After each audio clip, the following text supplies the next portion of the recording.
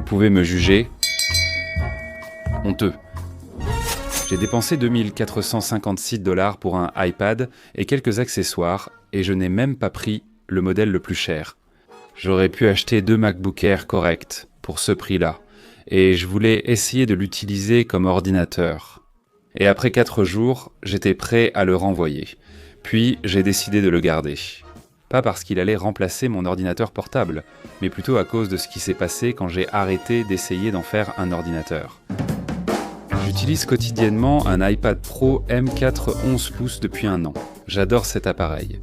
Connectivité cellulaire, idéale pour email, la lecture, les voyages.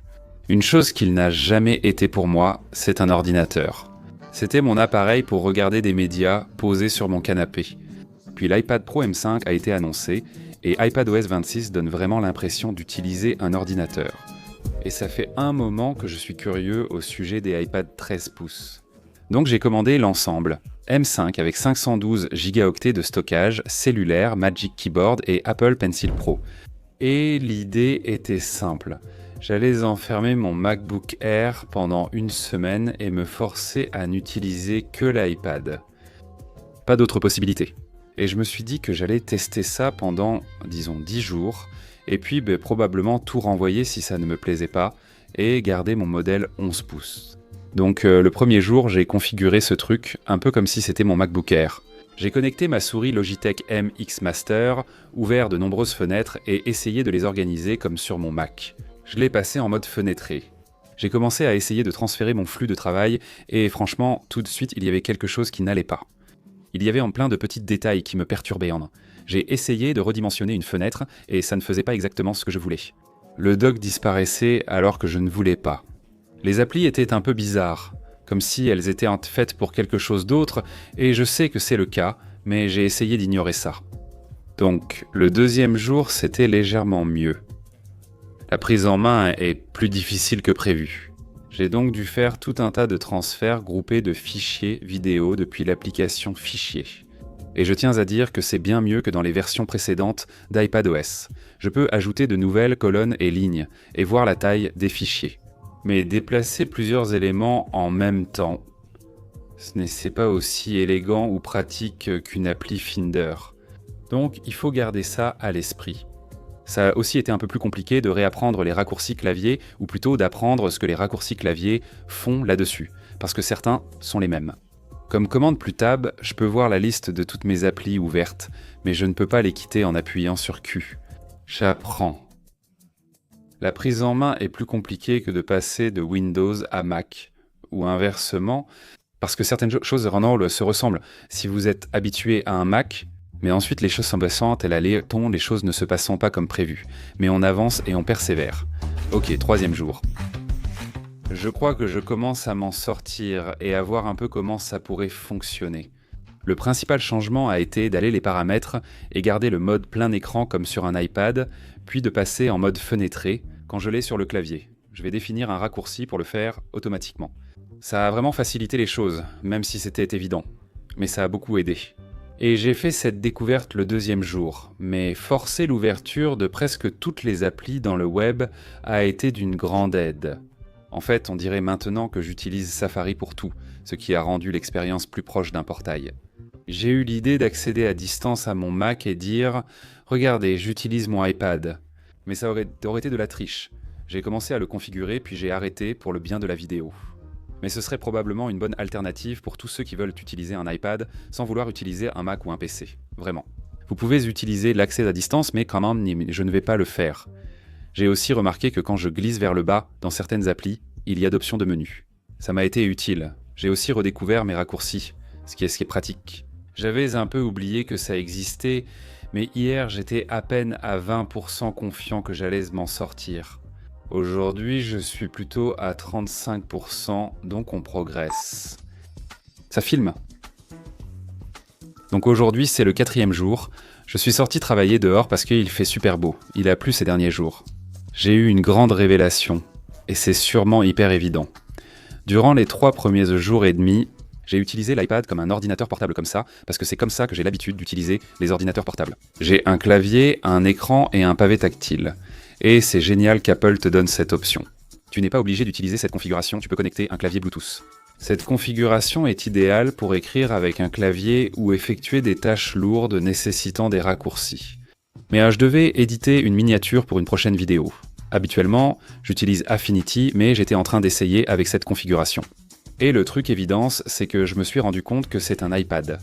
Je ne suis pas obligé de l'utiliser sur le dock, je peux le retirer et je peux l'utiliser avec mon Meet Stick. Et c'est comme ça que l'iPad a été conçu pour être utilisé. Et j'ai commencé à me dire que je peux travailler mes photos plus facilement comme ça et faire d'autres choses aussi. Donc pour les choses où je dépendais encore du clavier et du pavé numérique, mais qui ne demandaient pas beaucoup de saisie, j'ai commencé à l'utiliser sans le dock. Assis ici, assis sur le canapé, assis à d'autres endroits que je ne vais pas partager avec vous. Ça a changé ma vision des choses, c'est très important. Aujourd'hui, c'est comme un nouveau premier jour. Je n'ai eu aucun problème, et c'est cool d'avoir la possibilité de l'utiliser des deux façons. Au départ, je pensais que j'allais devoir changer ce que je voulais faire pour m'adapter à l'iPad. Mais maintenant, je me rends compte que l'iPad peut en quelque sorte s'adapter à ce que je fais, et une fois que j'ai commencé à utiliser l'iPad comme il a été conçu, j'ai commencé à beaucoup plus me servir de l'Apple Pencil. Pour faire des croquis, annoter des scripts, beaucoup prendre des notes pendant les appels, mais écrire sur du verre de manière générale, c'est une expérience désagréable. Ma main devient moite et colle un peu à l'écran. Et puis il y a les reflets, surtout si tu es dehors, ça rend vraiment difficile de voir clairement ce que tu fais. Donc j'ai dû complètement changer ma façon de voir l'iPad et ça a commencé par changer mon flux de travail. Et j'aurais probablement dû faire ça dès le début, mais je suis passé de Chrome à Safari. J'ai mis un peu de temps à le faire parce que toutes mes extensions et mes favoris étaient dans Chrome. Safari sur iPad, sans surprise, fonctionne très bien avec les nouvelles options de gestion des fenêtres. En réalité, les applis web sur Safari sont souvent plus simples et meilleures que les natives, notamment Google Docs. Je constate encore avec surprise que de nombreuses entreprises optimisent leurs applis web pour les navigateurs de bureau. Elles marchent juste mieux sur l'iPad que les apps faites pour les interfaces tactiles. Donc voilà, j'utilise maintenant plus l'écran tactile, même avec le clavier. J'ai arrêté d'essayer de faire en sorte que l'iPad reproduise la configuration de mon Mac et je l'ai simplement laissé être ce qu'il est. J'ai mis mon dossier bureau iCloud dans le dock. Ça a tout changé. On peut faire ça maintenant. Quand tu appuies, tout s'affiche en éventail comme sur un Mac et tu vois tous tes fichiers. Et cette seule fonctionnalité a complètement changé ma façon de voir la gestion des fichiers sur l'iPad. Ça aurait dû exister il y a 5 ans, mais c'est enfin là et c'est génial. J'utilise maintenant le nouveau système fenêtré au lieu de lutter contre.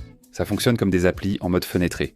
Passez la souris sur le verre pour afficher les options permettant de diviser l'écran de différentes manières, ou saisissez simplement une fenêtre avec votre doigt et faites-la glisser sur le côté. Les commandes gestuelles ont commencé à avoir du sens pour moi une fois que j'ai arrêté d'essayer d'utiliser la souris pour absolument tout. Je sais que beaucoup d'entre vous sont sûrement en train de se dire « bah oui, logique ». Mais je n'avais jamais utilisé un iPad pour ça. Je m'en servais juste pour regarder Netflix ou les matchs des Lakers dessus. Donc ce fut vraiment un apprentissage très intense. Et c'est probablement un truc de niche, mais peut-être la gestion des micros, ce qui peut sembler ennuyeux jusqu'à ce qu'on en ait vraiment besoin. Donc j'ai enregistré une note vocale avec mon micro HyperX, pendant que Safari utilisait le micro intégré pour une piste de référence que j'écoutais. Avant iPadOS 26, tu branchais un micro en espérant que l'appli le reconnaisse. Pour ceux qui utilisent l'iPad comme ça depuis des années, beaucoup de ces choses paraissent sûrement évidentes. Je n'avais jamais essayé d'utiliser un iPad comme ordinateur portable. Donc, découvrir toutes ces nouvelles fonctionnalités m'a vraiment plu. C'était comme si je découvrais quelque chose de nouveau, je me suis vraiment pris au jeu. Après avoir arrêté de lutter contre l'iPad, j'ai compris autre chose. Je n'allais pas remplacer mon MacBook Air. Quand j'ai besoin d'exporter 50 fichiers avec des noms précis, j'utilise mon Mac. Lorsque je gère des fichiers de projets complexes sur plusieurs disques durs, j'utilise mon Mac. Quand j'ai une deadline serrée et que j'ai juste besoin que ma mémoire musculaire prenne le relais, je suis sur mon Mac. Techniquement, l'iPad peut faire tout ça. Mon cerveau est encore habitué au flux de travail du Mac. Vous savez, 15 ans de mémoire musculaire ne disparaissent pas en 10 jours. Mais peut-être que ce n'est pas grave. Peut-être que l'iPad n'a pas besoin de remplacer quoi que ce soit. J'ai commencé à le voir un peu comme un écran externe. Est-ce que ça remplace votre ordinateur portable ? Non. Est-ce que ça rend votre ordinateur portable beaucoup plus utile ? 100% oui. Et c'est ce que mon iPad est devenu. Mon iPad 11 pouces restait sur le canapé, mais maintenant, le 13 pouces est sur mon bureau, à côté de mon Mac. Au moins pendant la journée, en tout cas. Et aujourd'hui, il revient avec moi, sur le canapé. mais si une idée me vient, que je veux annoter un PDF rapidement. Je n'ai pas besoin de me lever et de retourner à mon bureau. L'iPad 11 pouces pouvait faire ça aussi. Mais tout ce que je fais sur le canapé est lié à ce sur quoi je travaillais à mon bureau. Et c'est ça, la grande différence. Et pour un peu tout résumer, l'iPad pour moi ne remplacera jamais un ordinateur portable. Mais maintenant, je le vois tellement comme un complément, tellement utile à un ordinateur portable que ça a changé la façon dont j'utilise les deux. Si je dois en choisir un pour le travail de bureau, je prendrai toujours mon Mac. Mais la façon dont j'utilise l'iPad a changé maintenant, et je peux l'utiliser pour des tâches de bureau dans les limites de ses capacités. Et quand j'ai arrêté d'essayer d'en faire un ordinateur portable, et que je l'ai laissé être simplement un iPad vraiment génial, ça a changé ce que je pensais de lui et de ce qu'il pouvait faire. Donc je le garde donc. Je vais échanger le modèle 11 pouces. Je ne m'y attendais pas du tout. Des frustrations ? Oui.